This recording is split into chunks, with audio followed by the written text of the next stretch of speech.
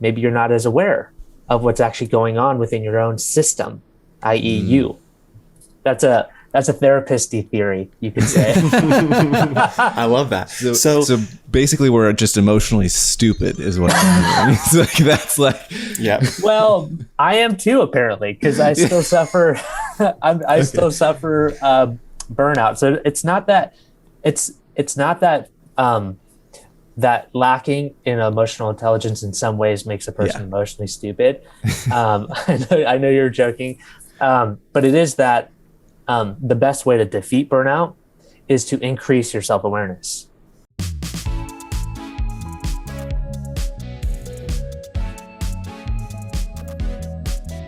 you know, if you want to show the rest of the world that you're in a silly, goofy mood, that's more power to you, dude. Well, I guess this is what burnout looks like.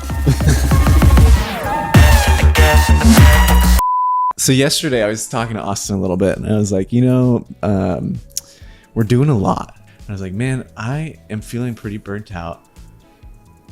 Let's make a video about it. And I was like, but I think we should make this a special thing because I don't want it just to be like, oh, I'm really tired, whatever. Like, I want it to be like, well, what does that actually mean to like be burnt out? So I wanted to have someone who has experience building a business, but is also, you know, in a therapist role as well, and has more of that like psychology background and that connection to everything. If you want, I'd love for you to like introduce yourself. Yeah, well, my name is Bryan Forbes, and my wife and I started a business of our own back in October of 2020. We have a video series called NGMI. We hope we're going to make it. I think that's the acronym. I just put that together. So we started a business in October 2020. It's a group marriage and family therapy practice. We operate out of Newport, but we also provide telehealth services to anybody in California. So basically, right now, my wife is kind of overseeing all the clinical parts of the business. I'm overseeing the operational business development, financial parts of the business. And then there's some things that kind of overlap that we work on together. And then I'm also kind of on the side working towards getting my own license in marriage and family therapy. Right now, I'm an associate marriage and family therapist. So, and we just had a baby. That's an important part of the introduction. Kind of a little thing. Yeah, well, this is an effect of the burnout you're seeing from me, is that memory is becoming a little bit impaired. Oh, I got some of that too. That's good. If you had to explain burnout to someone who's never experienced it before, like how would you describe it? Like most questions that sound simple on the surface, when you start to think about them, they get really freaking complicated. Yes. Okay, and this one is no different. Here's why this is a complicated question, because you can be burned out and get a lot of things done at the same time. So you can be burned out and accomplish your goals. You can be burned out and be producing at a high limit, though the production is probably going to be more in quantity than it is quality. You can even appear really happy and positive. Like your mood can seem, emphasis on seem, to other people like you're doing just fine. And so that makes like kind of trying to describe what burnout is really challenging, because it's consistent with a lot of things that you might think would normally be ruled out if you're feeling burned out. So this leads me to the conclusion that burnout is fundamentally like an internal state. It's kind of like it's a private thing at first. Like no one else really will know about it unless they're really, really close to you, or it's starting to leak out, right, and affect other people or other things that you're doing. So here's how I would begin to describe what I think burnout is. It has a few characteristics. One, I think your motivation starts to dwindle. Okay, so let me put burnout this way. It's the depletion of resources. I think it's like the simplest way to put it.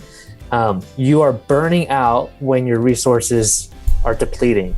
And then you're burned out when your resources have depleted. Okay. So which resources, usually they're internal at first. So your motivation starts to become impaired. It's lower. Doing menial tasks feels like climbing a mountain. Concentrating, it becomes more difficult. It gets more and more challenging to focus on things. Okay. Your energy levels start to dwindle, physical, mental, and emotional. So you start to feel maybe more fatigued. Tasks feel harder to accomplish, kind of related to motivation. Your ability to tolerate challenging things lessens. Okay, what does that mean in practice? Well, put it simply, you usually become more irritable, right? Because your ability to tolerate what would normally be something you could is going down. Resources depleting. So usually people in that type of situation are feeling more irritable.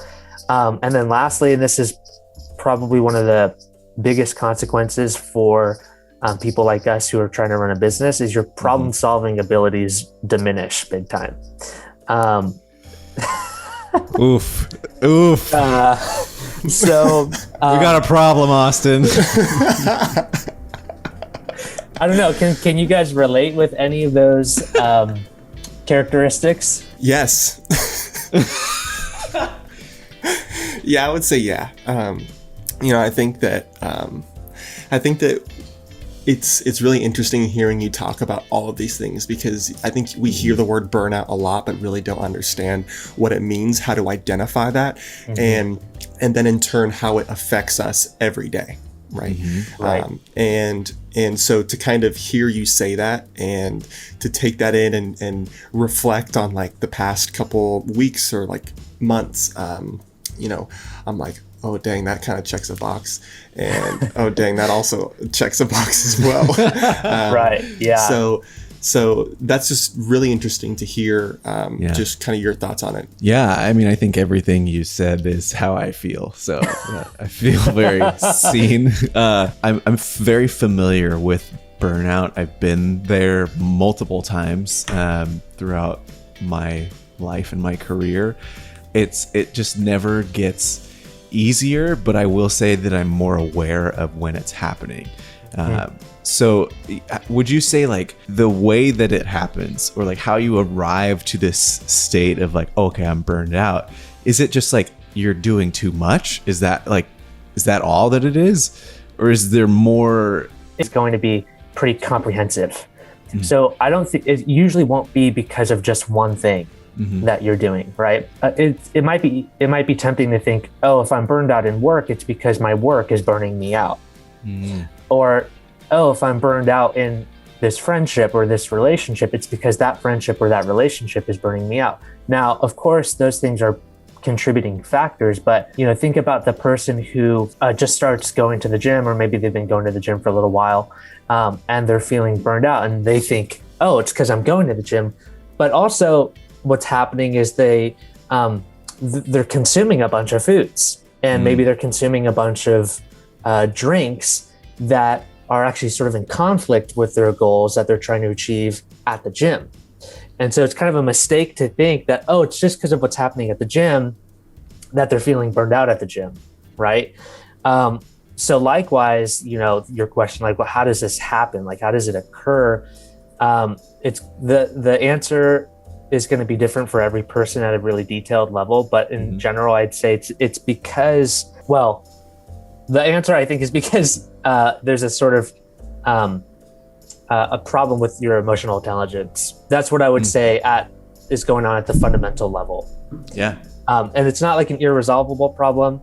Okay. It's a problem that I think everybody who's human is going to face. Yeah.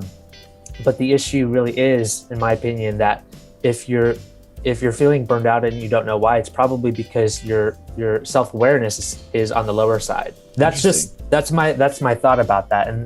And the reason I think that is because you get burned out when you're functioning in certain ways that you're not tracking the impact of, or the impact of how you're functioning. It's kind of hard and elusive to track. And oftentimes what makes it harder or elusive to track is that maybe you're not as aware of what's actually going on within your own system, i.e. you.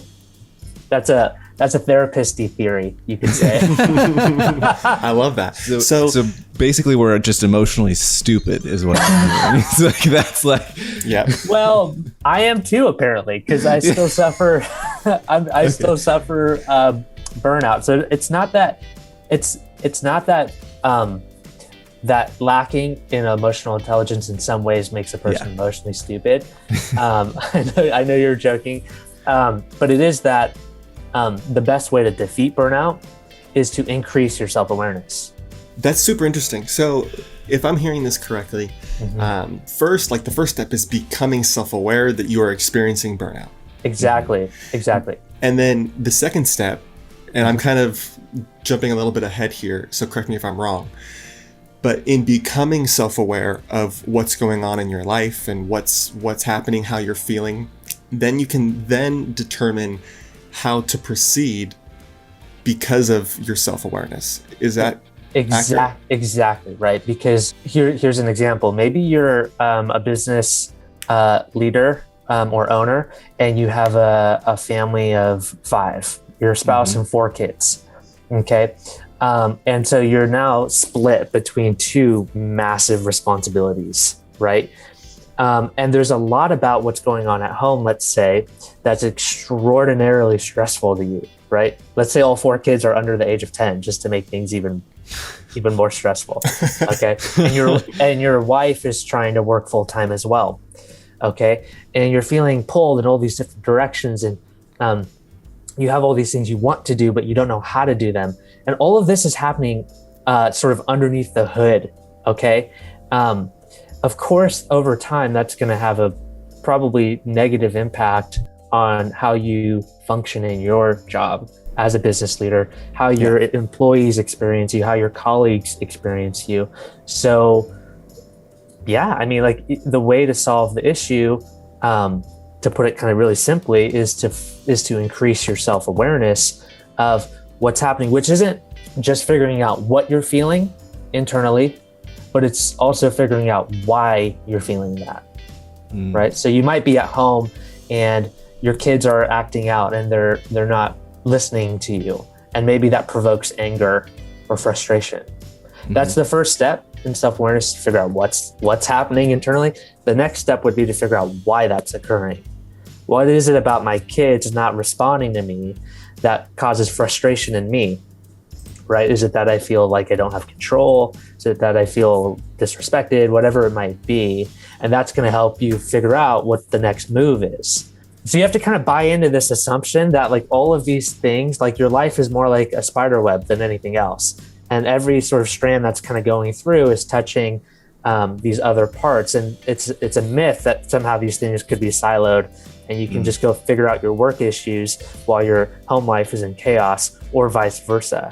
You know, I didn't necessarily realize that with adding on a new, a new routine, doing something new every day, coming into this changing environment with the business, like that all affects me internally. And, I might not be acknowledging that, and like allowing myself just to have space within that, which makes sense why I feel this way. Yeah, well, a podcaster I really enjoy on leadership has this really nice point where he says, like, he's talking about organizations, and he says they never drift towards simplicity. They always drift towards complexity as they grow and develop. Yeah. So one of the tasks of the leader is, right, to try to maintain as much of the simplicity as possible. But I think it's also that carries over to like personal human development as well. Like as life goes on, they get more complicated unless we're actively attending to that's happening and trying to, make a difference about it. So what do we do? I'm glad you asked that, because if you didn't, I was gonna volunteer that information. If you kind of buy into what I've said so far, which is just that, like, the way to defeat burnout is to develop self-awareness. The natural next question is, okay, well, how do you do that? How do you actually develop self-awareness in a way that would be beneficial to like all of the sort of enterprises that you're a part of. It's really, really important and crucial to have quality relationships, specifically friendships, or maybe your relationship with your spouse or your partner.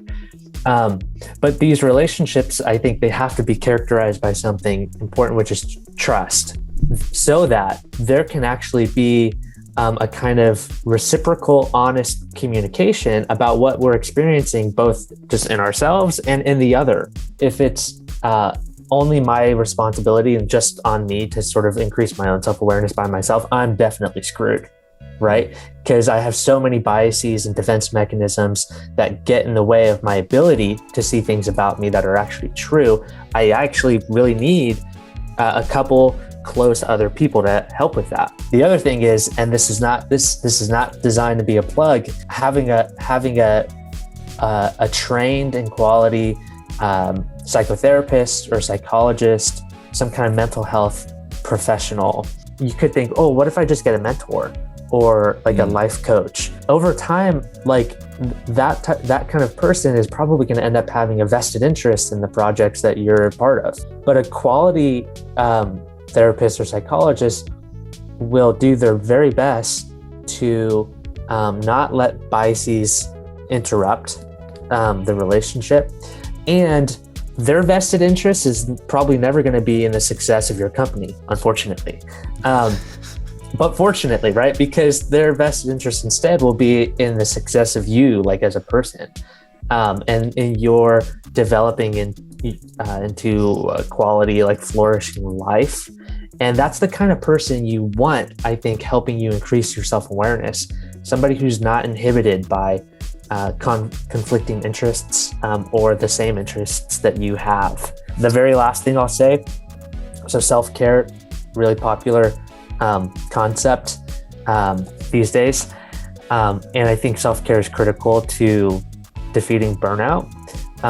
And there's all kinds of things we could say about what self-care is. But the only point I want to make is that if there isn't a little bit of pain and discomfort attached to it, then it's probably not self-care. Things that actually cause growth almost always have a little bit of pain attached, a little bit of struggle involved. And so if what you call your self-care routine has zero kind of like discomfort or pain involved, I would wager it's probably not full comprehensive self-care. There's probably bits of it in there, but it might need some tweaking. So you're saying that video games isn't self-care? Not necessarily. If you're playing the same level over and over again and just beating that level, I'd say that's probably not. But if you're challenging yourself in the video game, like if you are working really hard to get through these different... Do video games even have levels anymore? Kind of. So hold on. So right now I'm playing this game called Elden Ring. Okay. And this game is so hard. And I definitely feel discomfort playing that game. So I'm really glad that you said that, actually.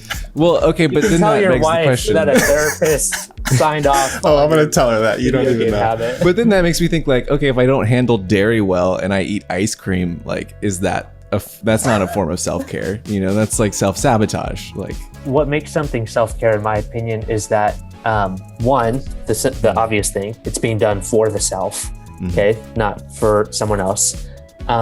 Two is that it's kind of in some way, shape, or form pushing you in the direction of like a better life, like an enhanced, more quality, flourishing type of life, right?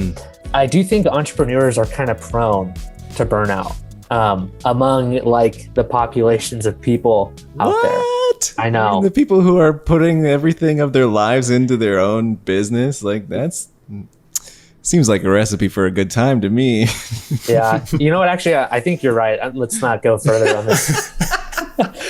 Yeah. So what? Tell us more.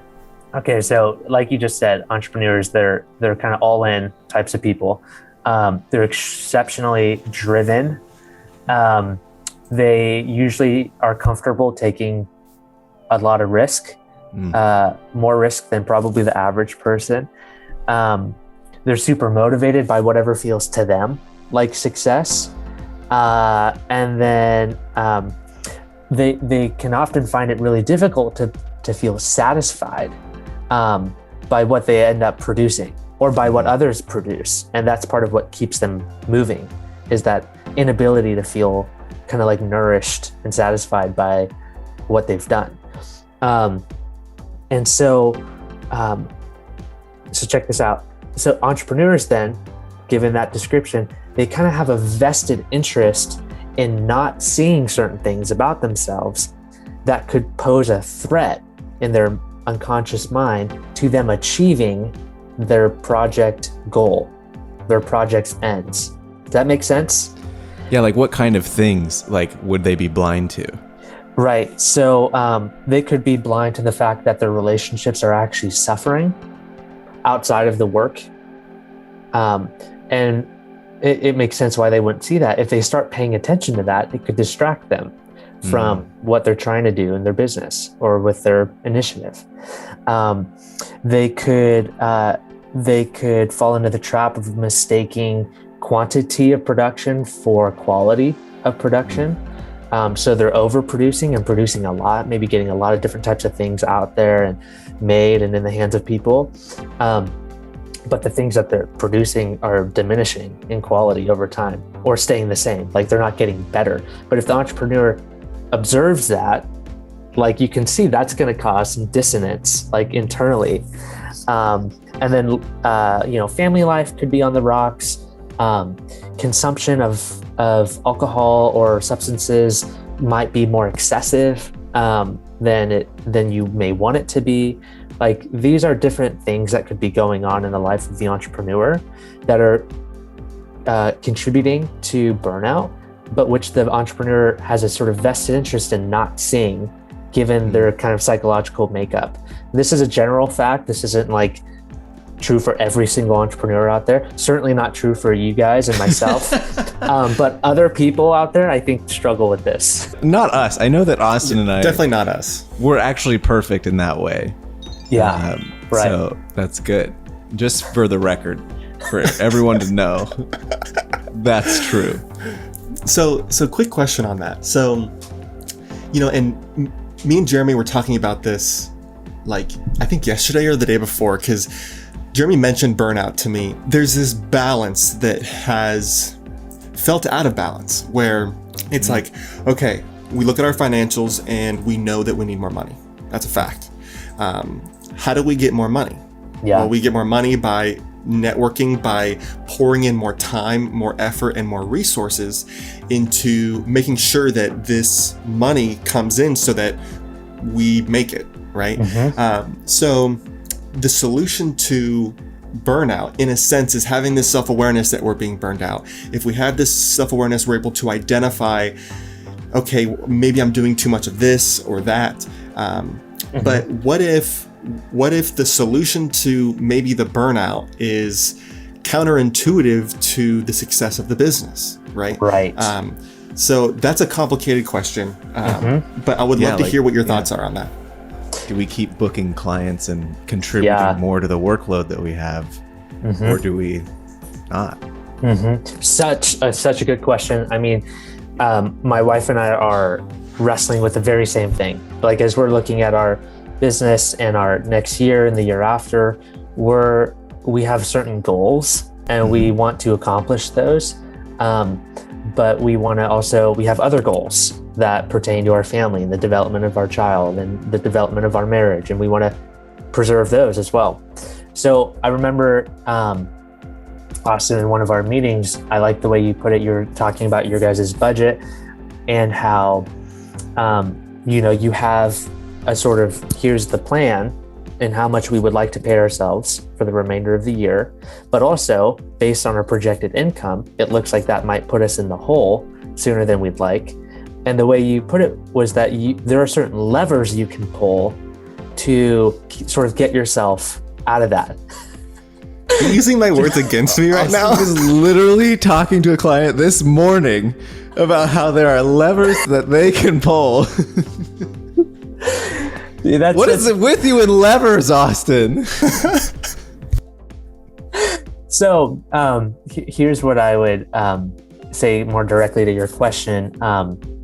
okay, so you guys need money, right? You need to like book X amount of clients at X amount of, amount of money per month to survive, but not just survive. You want to flourish, right? Like you want to be able to relax a little bit in the business and actually enjoy the fruits of your labor. This is, I would say, kind of here's a couple practical tips. One is if there are people on the outside of your business who are really close to you, I would kind of let them in on the fact that you've got a really busy next few months ahead for you, right? And there's kind of no way around it, right? If you've started a business, you agree to that. But you tell these people about what you're up to, and you're kind of asking them, hey, as I'm kind of in this process, I want you to know that I would really prefer it if you could let me in if you're seeing something that feels kind of off, or maybe it's feeling like if you're in the marriage, like it's impacting the marriage negatively. That would be number one. That's kind of the lever you could pull in that situation.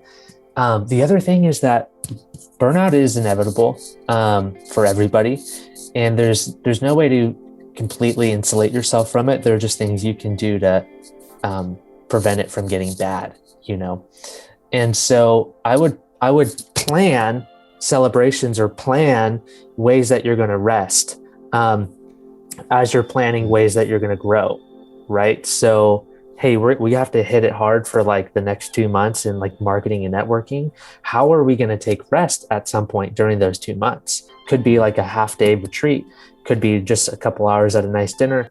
But the idea is that we're all great at like planning how we're going to be stressed and how our lives are going to be horrible because we have to go through the hard stuff of starting a business, but we don't always plan, okay, how are we going to take care of ourselves? I think if we can do those together, our odds of not totally depleting all of the resources are going to be way higher, because we're essentially saying, here's a way I'm planning to make sure the resource tank stays full or at the level it needs to be, making that decision ahead of time. That makes a ton of sense. And I think it's interesting. I think what resonates with me the most is like you always plan how stressful your life is going to be, but you don't often plan for the rest. And that's just a beautiful thought. I just think that was beautiful. So I think, Jeremy, the solution here is that we're planning to go to the pajamas. I knew it. I knew that was coming. I was like, he's gonna say the pajamas at some point after this. That's always the joke that I have with Jeremy, is like, okay, well, we just got like an Amex, we're racking up the points so that we can book a trip to the pajamas, but it needs to be on the calendar. Okay. Yes. Jeremy, Austin actually texted me beforehand, and we staged this very conversation just so he'd have an opportunity to say the word pajamas on the call. This is okay. I was thinking this was going to be an intervention, but really this is just so that Austin can say pajamas more often. Good. No, I think that's really interesting. And John Mark Comer talks about, like, in the Ruthless Elimination of Hurry, he talks about the practice that he has he calls it slowing. And I kind of thought that was a little ridiculous when I first read it. And I was like, this guy, I actually see a lot of value now in like intentionally slowing your life down so that you can, avoid burnout or recover from burnout, whatever it might be. And that does involve like scheduling time to relax or to, make sure that you're being refilled. So yeah. Cool. Well, I don't want to take too much more of your afternoon. I know we're already over the time that I had scheduled. That's okay. I don't have anything till 12. I really appreciate you kind of just sharing your thoughts on what we're going through, and and kind of bringing your perspective into our experiences. You've been watching our videos, and so you kind of have the knowledge of kind of where we're at and what the future could potentially be for our business. And so I think that you really did a very good job kind of speaking into not only where we're at, but where other companies may be at as well. So I just appreciate that. Thank you. Yeah, absolutely. And I know the way I framed the earlier points around emotional intelligence as being key. And then Jeremy made his funny comment about you guys being emotionally stupid. But honestly, the fact that you initiated a conversation like this completely undermines the joke that you could be emotionally stupid. You know, most people don't even think about burnout's not even, they just, oh yeah, that just happens when you're like 50 or 60. You know, like, oh yeah, my parents totally burned out. No one's actively really thinking about this for themselves seriously and regularly. So the fact that you guys are privately having conversations about this and figuring out how to talk about it, think about it, understand it, and do something about it, in my opinion, puts you in the 1% of people, but also probably the 0.1% of business owners who are actually caring about that. Wow, that's high praise. Thank you. Can't wait to show the rest of the world how emotionally intelligent we are. Good. You're the 0.01%, Jeremy. How does that feel? God, we're so special. I think the title of this video should be, "We're extremely emotionally intelligent."